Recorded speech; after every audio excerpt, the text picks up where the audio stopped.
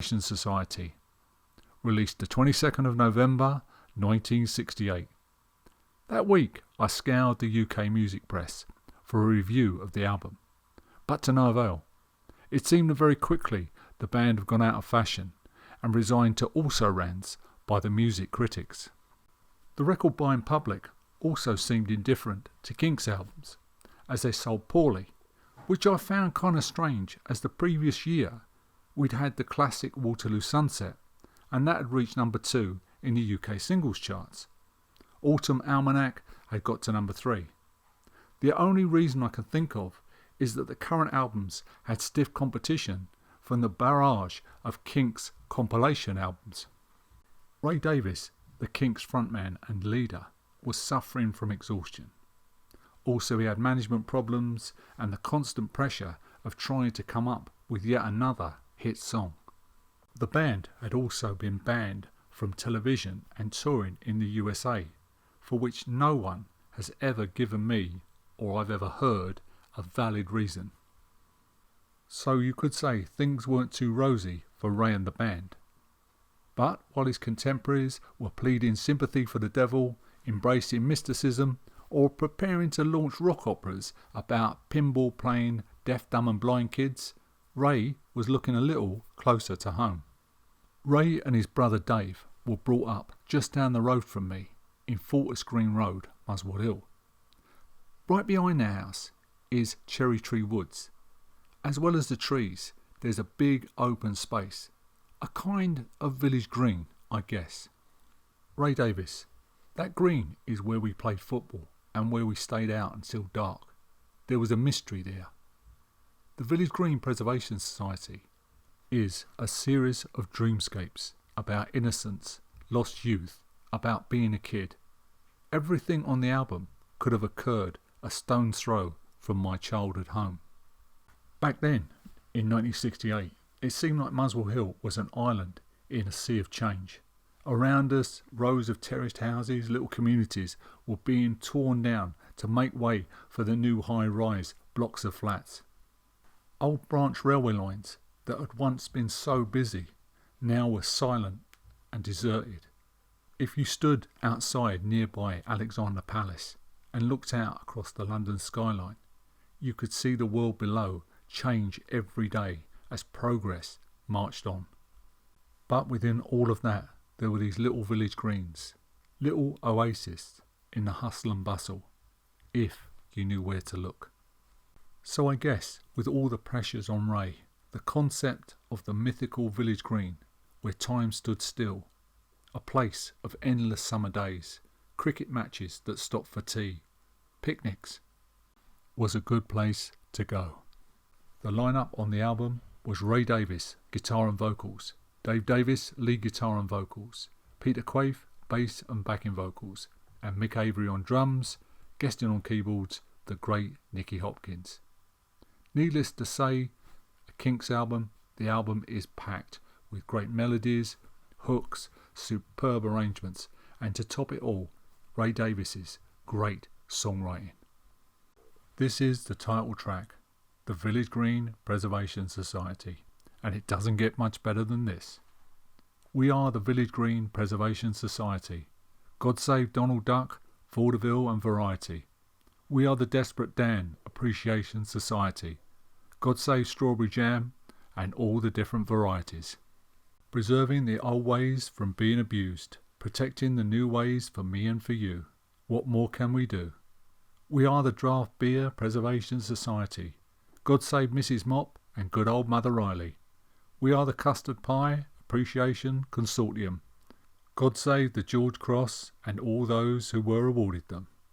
We are the Sherlock Holmes English-speaking vernacular.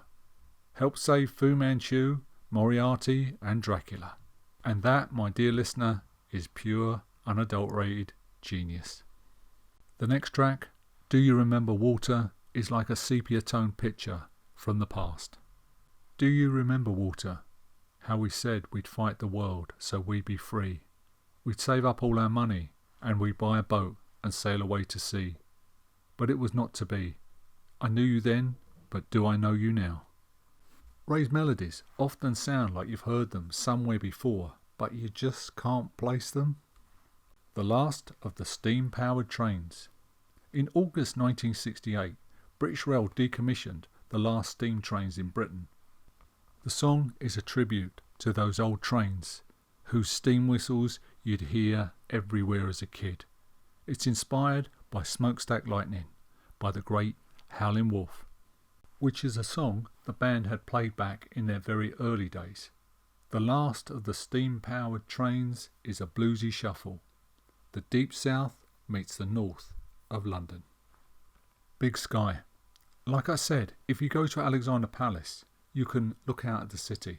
On a clear day, it's possible to see right across the river to Crystal Palace in the south, the Big Sky.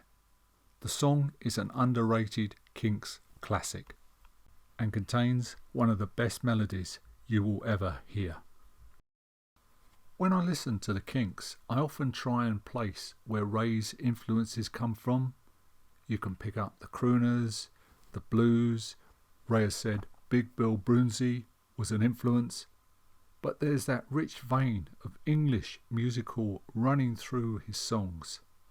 It's a unique British form of music and a way of looking at things, and you forget what a vast array of musical heritage lies in those music hall songs. These songs would often be sung at parties, family get-togethers, or just to sing along down the local boozer. The track, The Village Green, is where the protagonist has left the village green for stardom, but he misses the church, the clock, the steeple, the morning dew, the fresh air, and Sunday school. Out in the country, far from all the noise and soot of the city. The track was inspired by a trip that Ray Davies took in 1966 to Devon. Going to the southwest of England back then was like travelling 20 years back in time. Starstruck contains another of those wonderful melodies that you know you've heard before but you can't place. It's another song that should have been a huge hit, and why it wasn't, again, I have no idea. People take pictures. People take pictures of the summer just in case someone thought they had missed it, and to prove that it really existed.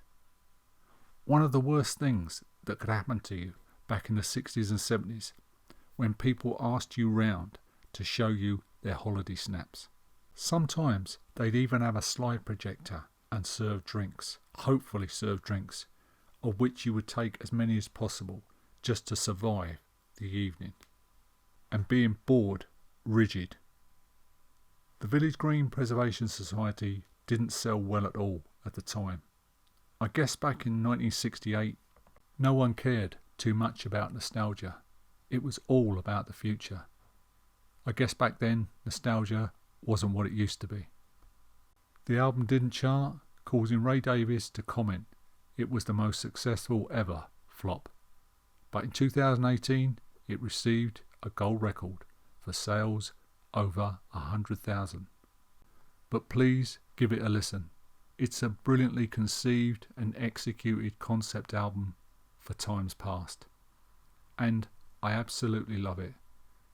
Partly because it's all about the area I grew up in.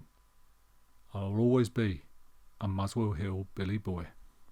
Thank you for listening. Please stay safe, stay well. Please subscribe to the channel. It really helps us out. Take care, and I'll see you in the next video.